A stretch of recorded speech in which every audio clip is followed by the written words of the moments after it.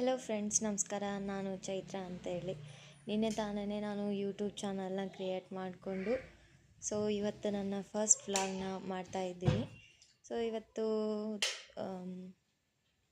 ಏನಪ್ಪ ಅಂದರೆ ಇವತ್ತು ಏಕಾದಶಿ ಅಲ್ವಾ, ವೈಕುಂಠ ಏಕಾದಶಿ. ಹಾಗಾಗಿ ನಾನು ಬೆಳಗ್ಗೆನೇ ಎದ್ದು ಸ್ವಲ್ಪ ಹೊರಗಡೆ ಹೋಗಿ ಸ್ವಲ್ಪ ವಾಕ್ ಮಾಡ್ಕೊಂಡು ಬಂದು ನಂತರ ನನ್ನ ದಿನನಿತ್ಯದ ಕೆಲಸನ ಶುರು ಮಾಡಿದೆ. ಇದಕ್ಕೂ ಮೊದಲು ನಾನಂತೂ ತುಂಬ ಲೇಜಿಯಾಗಿದ್ದೆ.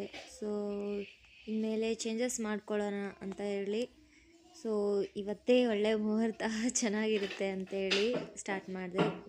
ಮನೆಯೆಲ್ಲ ಕಸ ಎಲ್ಲ ಉಟ್ಕೊಂಡ್ಬಿಟ್ಟು ಮನೆಯೆಲ್ಲ ಕ್ಲೀನ್ ಮಾಡಿ ಎಲ್ಲನೂ ನೀಟಾಗಿ ಹೊಂದಿಸಿ ಜೋಡಿಸ್ಕೊಂಡು ಇಟ್ಟು ಇನ್ನು ನನ್ನ ಕೆಲಸನ ಸ್ಟಾರ್ಟ್ ಮಾಡಿದೆ. ನಾನು ಯೂಟ್ಯೂಬ್ನ ಸ್ಟಾರ್ಟ್ ಮಾಡೋದಕ್ಕೆ ಕಾರಣ ಏನಂದರೆ, ಖಾಲಿನೇ ಕುಂದಿರ್ತಾ ಇದ್ದೆ ಮನೆಯಲ್ಲಿ.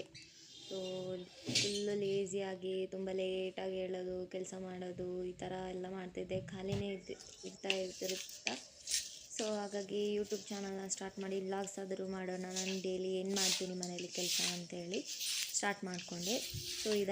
ಈಗ ಹೊರಗಡೆ ಎಲ್ಲನೂ ಕಸನ ಹುಡ್ಕೊಂಡು ಕ್ಲೀನ್ ಮಾಡಿಕೊಂಡು ಮನೆಯೆಲ್ಲ ಒರೆಸ್ಕೊಂಡು ಕ್ಲೀನ್ ಮಾಡಬೇಕು ಅಂತ ಕ್ಲೀನ್ ಮಾಡ್ತಾಯಿದ್ದೆ. ನಾವಿರೋದು ಹೈದ್ರಾಬಾದಲ್ಲಿ. ಇಲ್ಲಿ ಇಷ್ಟು ಬೆಳಗ್ಗೆ ಯಾರೂ ಎದ್ದು ಇಲ್ಲ ಇನ್ನೂ. ನಾನು ಫಸ್ಟ್ ಟೈಮ್ ಎದ್ದಿದ್ದು. ನನಗೆ ತುಂಬ ಭಯ ಆಗ್ತಾಯಿತ್ತು, ಯಾರೂ ಇಲ್ಲ ಹೊರಗಡೆ ಅಂತೇಳಿ. ಹಾಗೆ ಲೈಟ್ಸ್ ಎಲ್ಲ ಆನ್ ಮಾಡಿಕೊಂಡು ಹಾಗೆ ಎಲ್ಲ ಕಸನ ಹುಡುಗಿ ಮೇಲೆ ಮನೆ ಒರೆಸೋಣ ಅಂತೇಳಿ ಬಕೆಟಲ್ಲಿ ನೀರು ಹಾಕ್ಕೊಂಡು ತೊಗೊಂಡು ಬಂದು ಮನೆಯೆಲ್ಲ ಕ್ಲೀನ್ ಮಾಡಿದೆ. ಫಸ್ಟ್ ಬೆಡ್ರೂಮ್ ಎಲ್ಲ ಒರೆಸ್ಕೊಂಡು ಬಂದು ನೆಕ್ಸ್ಟ್ ಕಿಚನ್ನೆಲ್ಲ ಕ್ಲೀನ್ ಮಾಡಿಕೊಂಡು. ನಮ್ಮ ಮನೆ ಅಂತೂ ತುಂಬ ಗಲೀಜಾಗಿರುತ್ತೆ ದಿನಾಲು. ನನಗೆ ಇಬ್ಬರು ಮಕ್ಕಳು ತುಂಬ ಗಲೀಜು ಮಾಡಿರ್ತಾರೆ.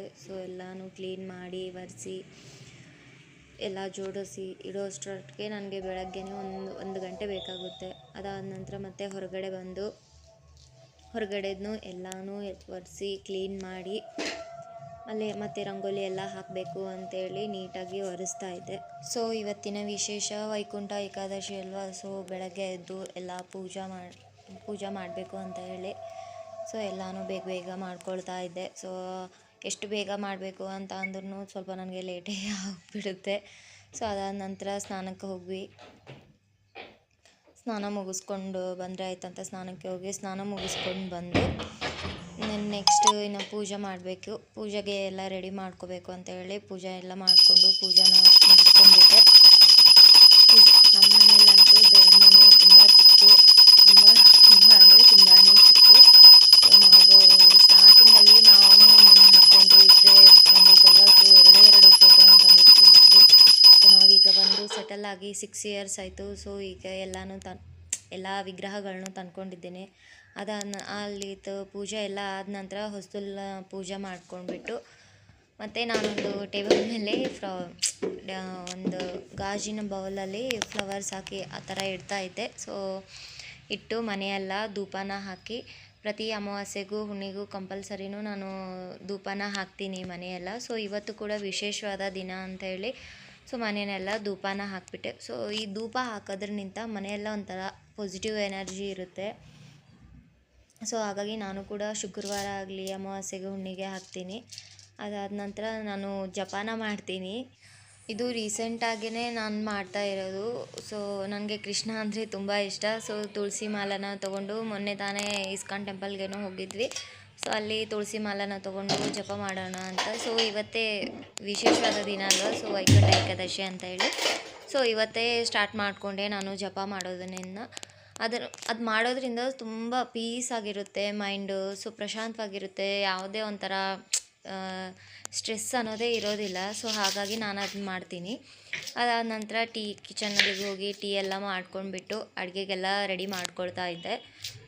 ಈರುಳ್ಳಿ ಎಲ್ಲ ಟಿಫನ್ಗೆ ಕಟ್ ಮಾಡ್ಕೊಳ್ಳೋಣ ಅಂತ ಕಟ್ ಮಾಡಿಕೊಂಡು ಟಿಫನ್ಗೆ ರೆಡಿ ಮಾಡಿ ಇಟ್ಕೊಂಡೆ.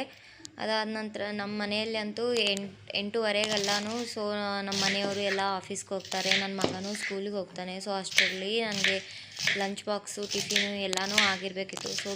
ಬೇಗ ಎಲ್ಲ ಕಟ್ ಮಾಡ್ಕೊಂಡ್ಬಿಟ್ಟು ನಾನು ಟಿಫಿನ್ಗೆ ರೆಡಿ ಮಾಡ್ಕೊಳ್ತಾ ಇದ್ದೆ. ಅದಾದ ನಂತರ ನಾನಿವತ್ತು ಟಿಫಿನ್ಗೆ ಒಗ್ಗರಣೆ ಮಾಡ್ಕೊಂಡಿದ್ದೀನಿ ಮತ್ತು ಬೇಳೆ ಸಾರು ಅನ್ನನ ಬಾಕ್ಸ್ಗೆ ನಮ್ಮ ಮನೆಯವ್ರಿಗೆ ಕಟ್ಟೋಕೆ ಮಾಡಿದ್ದು.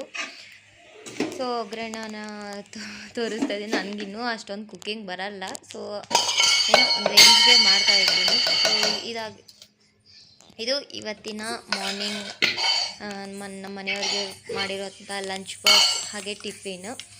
ಇದು ನನ್ನ ಫಸ್ಟ್ ಬ್ಲಾಗ್ ಆಗಿರೋದ್ರಿಂದ ಏನು ಮಾತಾಡಬೇಕು ಹೇಗೆ ಮಾತಾಡಬೇಕು ಅಂತ ಗೊತ್ತಾಗ್ತಾ ಇಲ್ಲ. ಸೊ ಏನಾದರೂ ತಪ್ಪಾಗಿದ್ದರೆ ಕ್ಷಮಿಸ್ಬಿಡಿ. ಸೊ ಇದೇ ರೀತಿಯಾಗಿ ನನ್ನ ಚಾನಲ್ಗೆ ಲೈಕ್ ಮಾಡಿ ಸಬ್ಸ್ಕ್ರೈಬ್ ಮಾಡಿ ಅಂತ ಹೇಳ್ತಾ ನಾನು ಇವತ್ತಿನ ಬ್ಲಾಗ್ನ ಕಂಪ್ಲೀಟ್ ಮಾಡ್ತೀನಿ.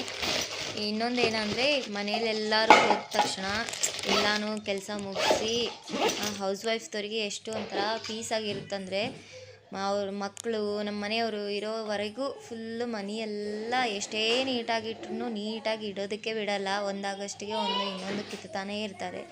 ಸೊ ಅವ್ರಿಗೆಲ್ಲನೂ ಬಾಕ್ಸ್ ಎಲ್ಲ ಪ್ಯಾಕ್ ಮಾಡಿ ಕಳಿಸ್ಬಿಟ್ಟು ಸ್ವಲ್ಪ ನಾನು ರೆಸ್ಟ್ ತೊಗೊಂಡು ಕೂತ್ಕೊಂಡು ಒಂದು ಕಾಫಿನ ಕುಡಿದ್ಬಿಟ್ಟು ಮತ್ತೆ ಮನೆಯೆಲ್ಲ ಕ್ಲೀನ್ ಮಾಡೋದನ್ನು ಸ್ಟಾರ್ಟ್ ಮಾಡ್ತೀನಿ. ಇನ್ನೊಂದೇನೆಂದರೆ ಈ ಫ್ರೂಟ್ಸು ನನ್ನ ಮಗನಿಗೆ ಮಾತ್ರ ಕಟ್ತೀನಿ, ಯಾಕಂದರೆ ಅವನು 12:30ಗೆ ರಿಟರ್ನ್ ಬರ್ತಾನೆ, ಮಾರ್ನಿಂಗ್ ಟಿಫನ್ ಮಾಡ್ಕೊಂಡು ಹೋಗಿರ್ತಾನಲ್ಲ. ಸೊ ಹಾಗಾಗಿ ಅವನಿಗೆ ಫ್ರೂಟ್ಸ್ ಮಾತ್ರ ಕಟ್ತೀನಿ. ಈಗ ನೋಡಿ ಮನೆಯೆಲ್ಲ ಎಷ್ಟು ನೀಟಾಗಿ ಕ್ಲೀನಾಗಿ ಆರ್ಗನೈಸ್ ಮಾಡಿ ಇಟ್ಟಿದ್ದೀನಿ. ಫುಲ್ ಪ್ರಶಾಂತವಾಗಿದೆ.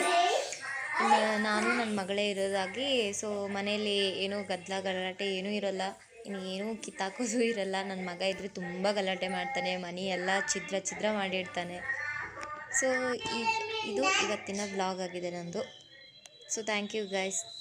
ನನ್ನ ಚಾನಲ್ಗೆ ಲೈಕ್ ಮಾಡಿ ಸಬ್ಸ್ಕ್ರೈಬ್ ಮಾಡಿ ಮತ್ತು ಸಪೋರ್ಟ್ ಮಾಡಿ ನಮ್ಮಂಥ ಹೌಸ್ ವೈಫ್ಗಳಿಗೆ ಅಂತ ಹೇಳ್ತಾ ನಾನು ಇವತ್ತಿನ ವ್ಲಾಗ್ಸ್ನ ಮುಗಿಸ್ತಾ ಇದ್ದೀನಿ.